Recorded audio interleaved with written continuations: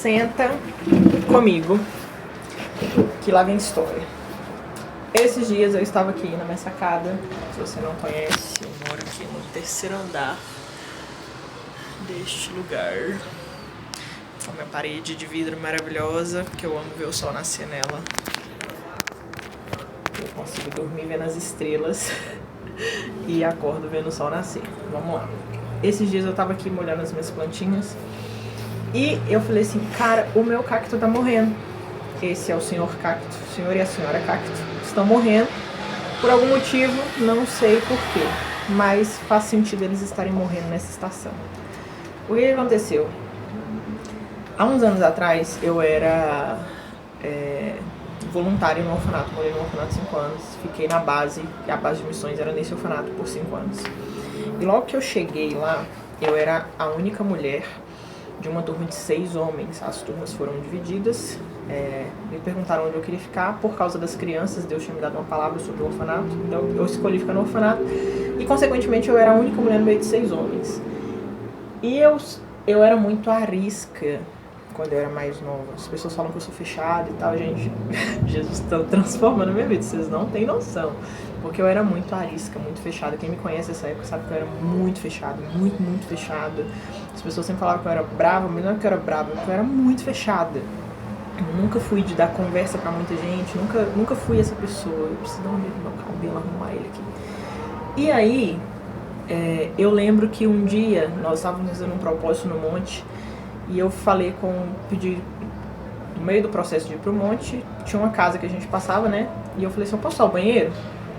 E eu fui no banheiro. Quando eu voltei, os meninos estavam falando de mim para o líder presente no local.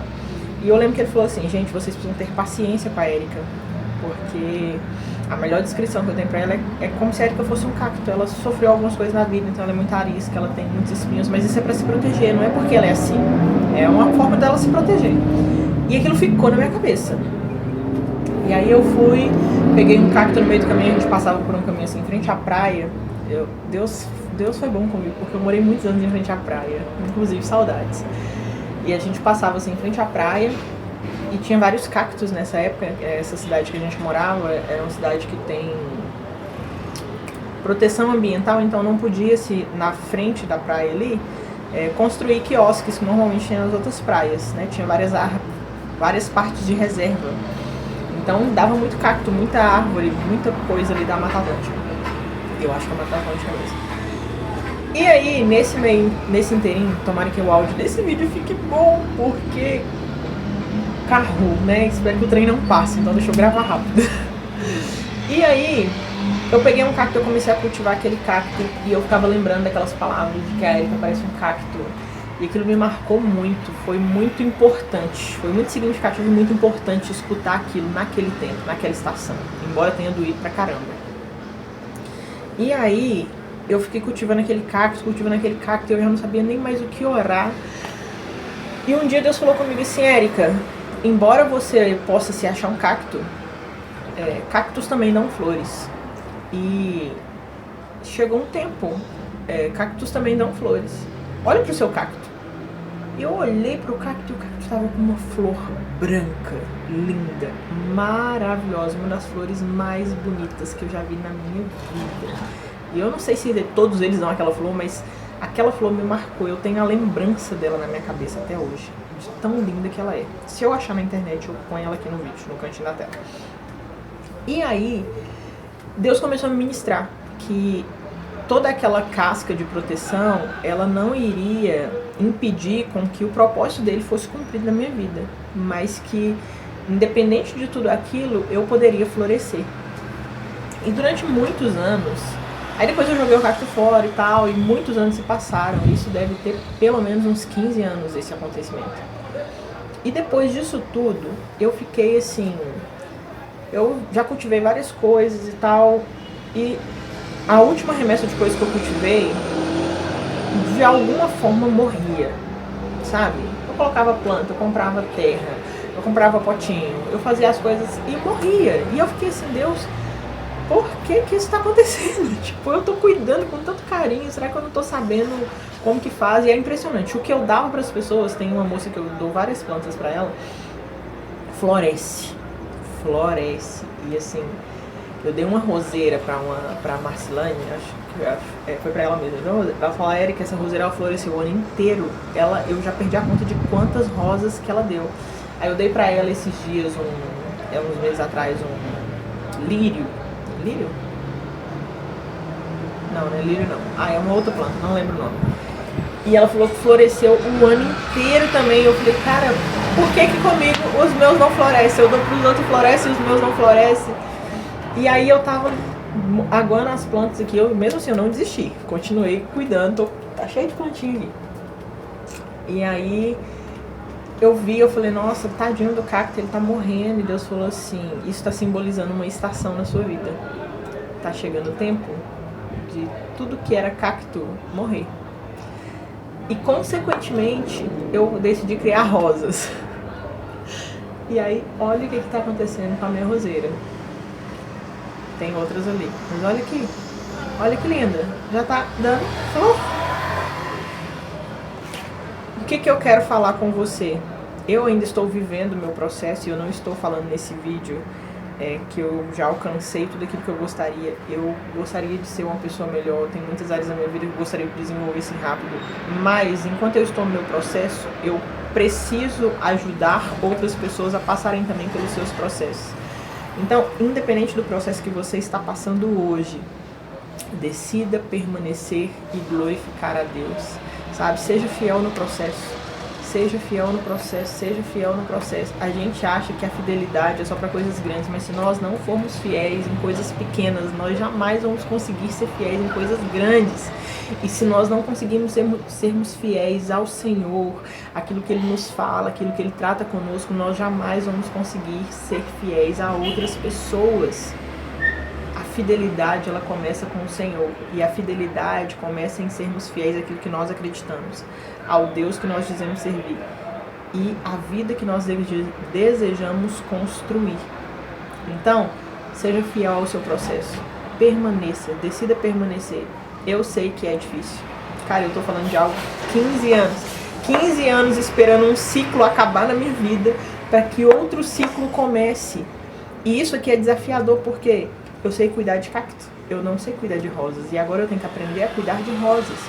E muitas vezes a gente perde a bênção de Deus porque a gente está tão acostumado a cuidar de outras coisas, de outras situações, de outras circunstâncias, de outras épocas, que quando Deus traz o novo, por não saber como cuidar, a gente acaba perdendo. Só que medita comigo. Quando Deus traz o povo do deserto, tira o povo do Egito e eles passam pelo processo do deserto, era um processo de 11 dias que durou 40.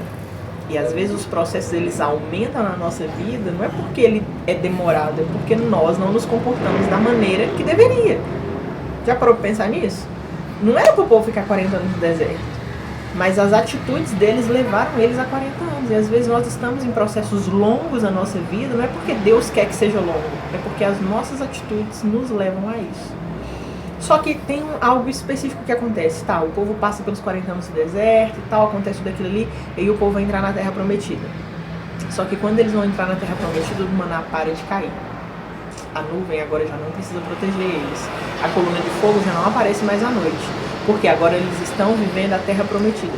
E a Terra Prometida precisa ser cultivada, arada. Eu entendo muito pouco de planta, mas o pouco que eu entendo, se eu não molhar elas 2 vezes na semana, 3 vezes na semana, elas murcham. Se eu não botar uma terra de qualidade, elas ficam doentes. Se eu não colocar elas, tem planta que gosta de mais sol, tem planta que não gosta. Se eu não cuidar dessas coisas, elas morrem. O que eu aprendo com isso? Eu aprendo que a terra prometida precisa ser cuidada da forma correta. Não adiantaria o povo continuar colhendo as coisas, igual eles faziam com o maná, que recolhia todo dia, e sentasse e não fizesse mais nada. Não, eles precisavam suar a cabeça, suar a camisa. Pra quê?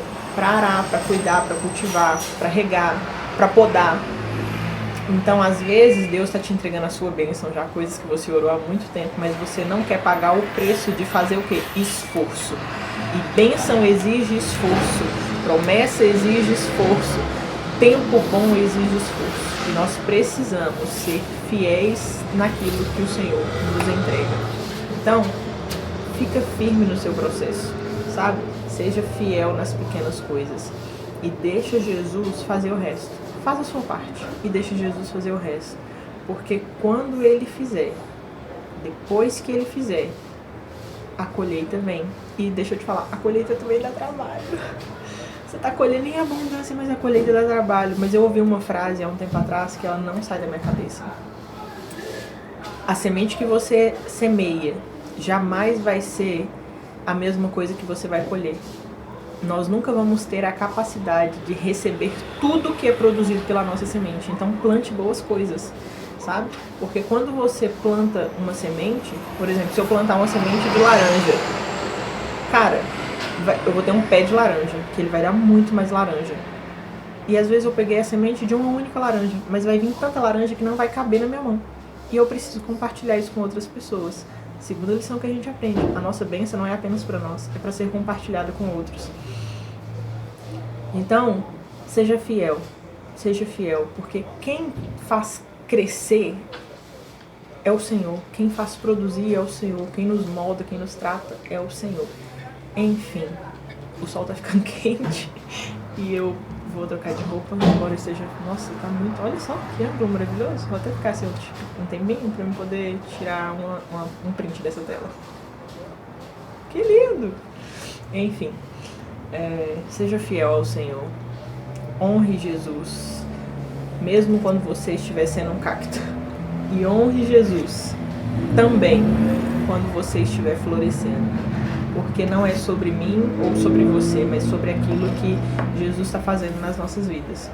Quando eu me denominava como um cacto, eu não era a minha melhor versão, mas eu não deixei de abençoar pessoas, eu não deixei de servir a Deus, eu não deixei de amar a Deus, eu não deixei de fazer o que precisava ser feito. E agora que a gente está florescendo, eu também não vou parar, porque eu não sirvo, nós não podemos servir o Senhor apenas pelo que Ele nos dá, pelo que Ele nos oferece ou pelo que Ele pode fazer nas nossas vidas. Nós precisamos fazer isso por quem Ele é. E porque Ele é, porque eu o amo e eu continuo. Mesmo o dia sendo bom ou o dia sendo mal. Mesmo eu estando muito feliz ou eu estando muito triste. Não é sobre mim, é sobre quem Ele é e sobre quem Ele está formando em mim. E Ele está formando em mim e em você Cristo.